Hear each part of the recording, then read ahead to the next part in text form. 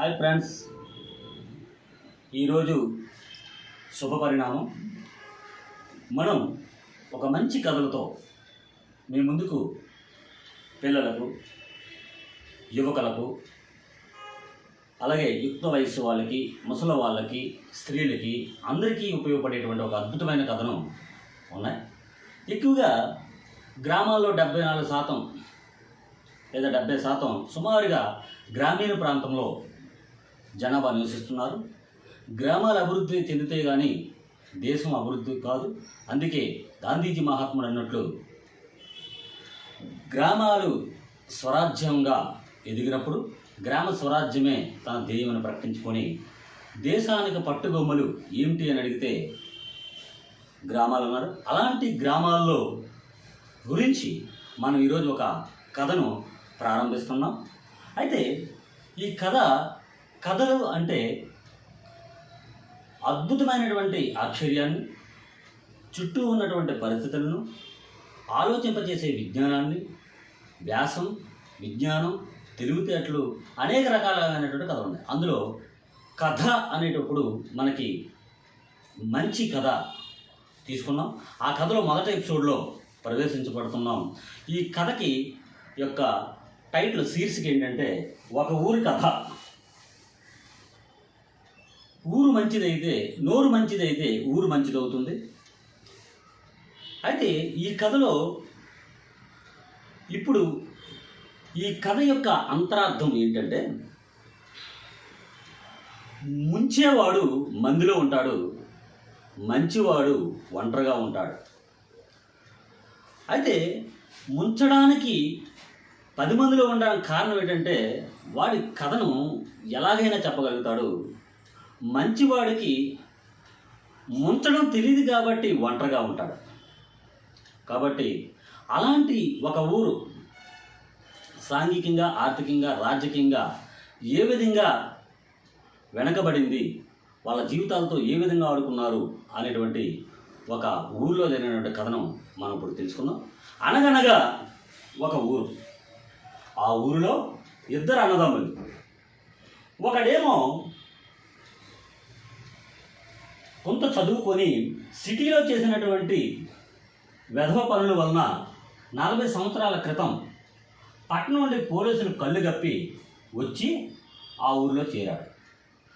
మరొకడేమో చేయకూడని పనులు చేయడం వలన వాడు చదివినటువంటి సర్టిఫికెట్స్, పత్రాలు వాళ్ళు అక్కడ ఉన్న వాళ్ళు చింపేశారు.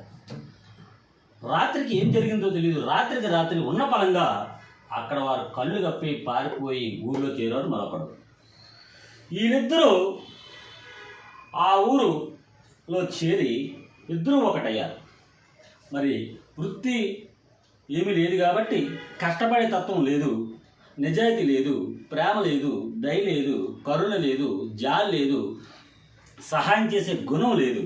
మరి వాళ్ళకున్న అద్భుతమైన లక్షణాలు ఏంటి అని చూసినట్లయితే వాళ్ళిద్దరూ ఒకేలాంటి దుర్మార్గ లక్షణాలు ఉన్నాయి.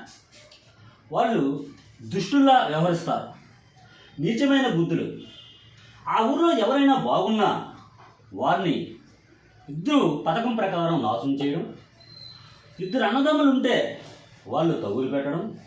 ఆ తగువులు ఏ విధంగా తీర్చాలో ఇద్దరి దగ్గర, ఆ వచ్చినటువంటి బాధితుల దగ్గర ఇద్దరి దగ్గర డబ్బులు తీసుకోవడం.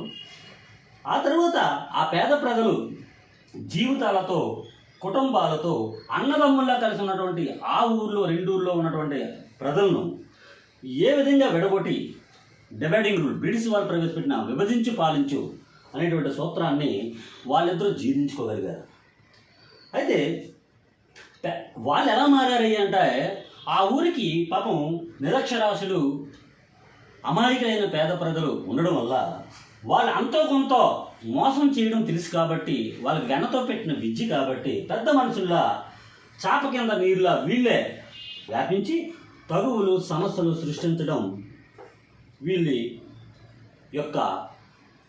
యొక్క పనిగా మారిపోయింది. దాన్ని తిరుమరిగిన కుక్క ఇల్లెక్కి కూర్చుందన్నట్లు వీళ్ళు బాగా వాళ్ళని వీక్నెస్ పాయింట్లు పట్టగలిగారు. అయితే తర్వాత ఎలా మారింది? అలా వాళ్ళందరూ కొట్టుకుంటూ ఉంటే వీళ్ళకి ఒకటి ఆదాయం, వాళ్ళు జీవితాలు నాశనం అయిపోయే పరిస్థితి. అది వీళ్ళకేంటి లాభం అని చూసినట్లే రాక్షస ఆనందం పొందేవాళ్ళు వీళ్ళు. అంటే బయటికి ఏదో పెద్ద మనుషుల్లాగా తగులు చెప్తూ వాళ్ళు రాక్షస ఆనందం అంటే బలి కొట్టుకుంటున్నారులే, మనకి ఆదాయం వస్తుంది, రాజకీయంగా ఉపయోగపడుతుంది, డబ్బులు వస్తున్నాయి, అలా సాంఘికంగా కొట్టచ్చు, ఆర్థికంగా కొట్టచ్చు, రాజకీయంగా కొట్టచ్చు అనేటువంటి విధానాలు వాళ్ళు ఒంటి పట్టించుకున్నారు. అంతేకాకుండా వీళ్ళు తర్వాత ఇవన్నీ చేయడం ద్వారా వాళ్ళకి డబ్బులు వచ్చాయి, ఆదాయంగా మారింది. ఎప్పుడైతే ఆదాయంగా మారిందో వాళ్ళ వృత్తి ఈ విధంగా మారిపోయింది. ఈ పెద్ద మనుషుల్లా నటిస్తూ వీళ్ళకి అలాంటి వ్యక్తిత్వం కలిగినటువంటి తొట్టి గ్యాంగ్ను అనుచరులను ఏర్పాటు చేసుకున్నారు. ఈ అనుచరులను చేసుకున్నారు. వ్యక్తిగతంగా వీళ్ళు ఏం చేశారంటే అవతల వ్యక్తిగతంగా ఉన్నటువంటి వాళ్ళు ఎవరైతే ప్రశ్నిస్తున్నారో అంతో కొంత తెలుసో వాళ్ళని వాళ్ళ వ్యక్తిగత విషయాలకు దూరారు. అలా రాజకీయ వ్యవహారాల్లో దూరి వీళ్ళకి పెట్టుబడి ఏంటంటే ప్రజల అజ్ఞానం.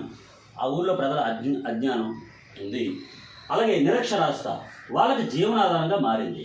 అయితే ఈ గ్రామంలో జరిగినటువంటి ఈ ఇద్దరు పెద్ద మనుషుల చలామణి ఆ ఊరిని గత 40 సంవత్సరాల నుంచి వీళ్ళు రాత్రే వేరే ఊరి నుంచి వచ్చి ఇక్కడ స్థిరపడ్డారు. స్థిరపడిన తర్వాత వీళ్ళు ఏం చేశారు, వీళ్ళు ప్రజలతో ఏ విధంగా ఆటలాడుకున్నారు, వీరి జీవితాలతో ఎలా చెలగాటమాడారు, వీళ్ళ యొక్క ఆదాయ వ్యయాలు, భూములు, అలాగే ఇతర వ్యవహారాలు ఏ విధంగా దూరారు, ఈ గ్రామాన్ని ఏ విధంగా సర్వనాశం చేయడానికి పన్నాగం పన్నారు, ప్రణాళికలు విభజించి పాలించడం ఎట్లాగా, అలాగే అన్నదమ్ములు కొట్లాటలు ఎట్లాగా, ఇలా అనేకమైన విషయాలని ఈ కథలో నెక్స్ట్ ఎపిసోడ్లో తెలుసుకుందాం. కాబట్టి ఇలాంటి కథలు మనకి సమాజానికి మనం ఏమిస్తే సమాజం మనకు అదే ఇస్తుంది.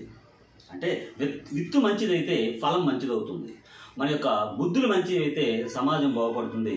ఇది ఈ కథ ద్వారా మనం తెలుసుకున్నటువంటి అంటే చైతన్యం, మేల్కొలుపు, ఇది చాలా చాలా అవసరం.